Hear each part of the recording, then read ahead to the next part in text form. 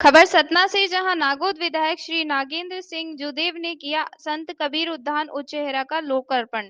नागौद विधानसभा के लोकप्रिय विधायक श्री नागेंद्र सिंह जुदेव द्वारा विगत दिनों उचेहरा में बनी संत कबीर उद्यान का लोकार्पण पूर्व जनपद पंचायत अध्यक्ष श्री कृष्णदेव सिंह जुदेव की अध्यक्षता में संपन्न हुआ।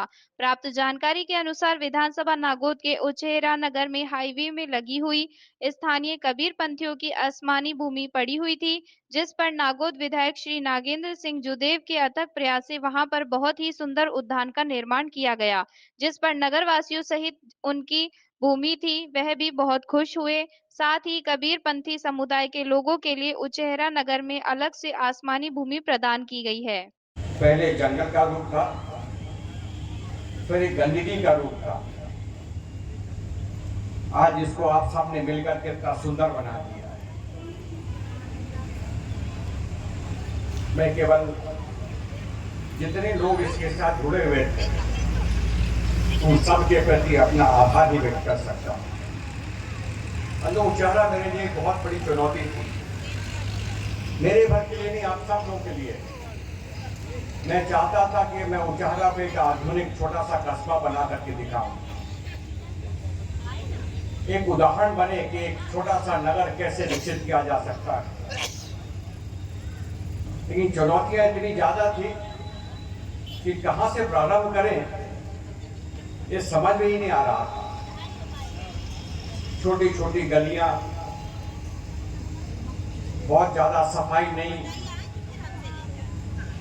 विकास करना ही है, कहां करेंगे, क्या रूप लेगा,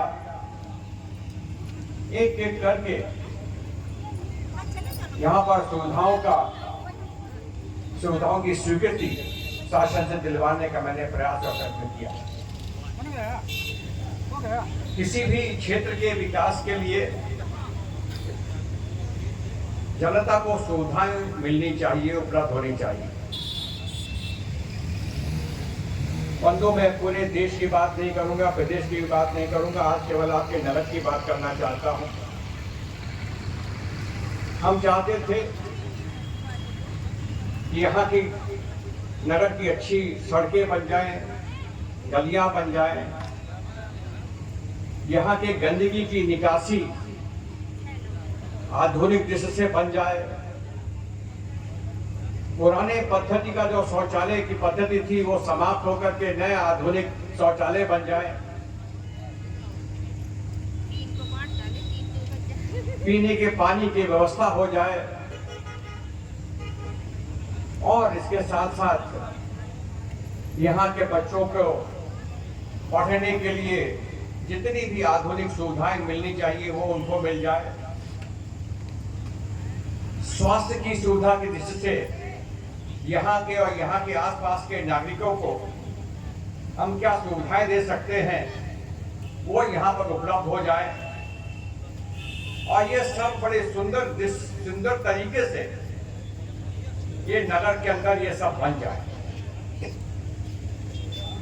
तभी मैंने कहा कि बहुत बड़ी चुनौती थी, लेकिन धीरे धीरे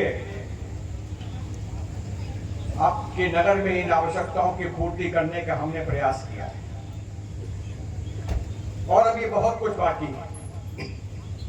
कभी कभी हम लोग यह मान लेते हैं कि जो हमने काम कर लिया अब इसके आगे और कुछ काम नहीं होगा। बंधु, मुझे मालूम है कि कुछ समय बाद मैं क्षेत्र का विधायक नहीं रहूंगा, कोई और यहाँ का विधायक बनेगा, उसकी भी यह जिम्मेदारी रहेगी और यहाँ के नागरिकों को यह जिम्मेदारी रहेगी कि जिस बीज को हमने बोया है वो फले फूले और बड़ा हो, वो प्रयास उनको करना पड़ेगा।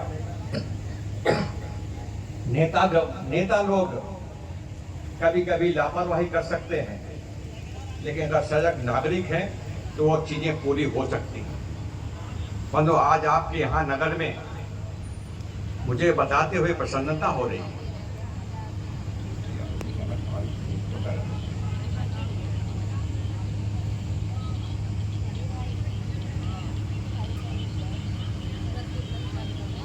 मैं उन सारी चीजों का उल्लेख नहीं करूंगा और मेरी आदत है कि मैं हर मंच को राजनीतिक मंच नहीं बनाता, लेकिन उल्लेख करने की कहीं कहीं आवश्यकता पड़ जाती है, इसलिए मैं बता रहा हूं कि एक बार मैं यहीं उचेहरा में आया हुआ था और उचेहरा के कुछ मित्रों ने पता नहीं कौन से लहजे में मुझसे ये पूछ बैठे कि आपने उचेहरा के लिए किया क्या।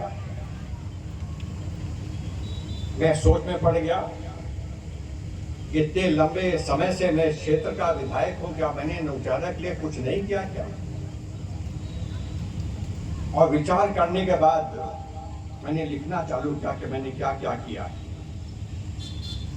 मतलब 36 नाम ऐसे आए,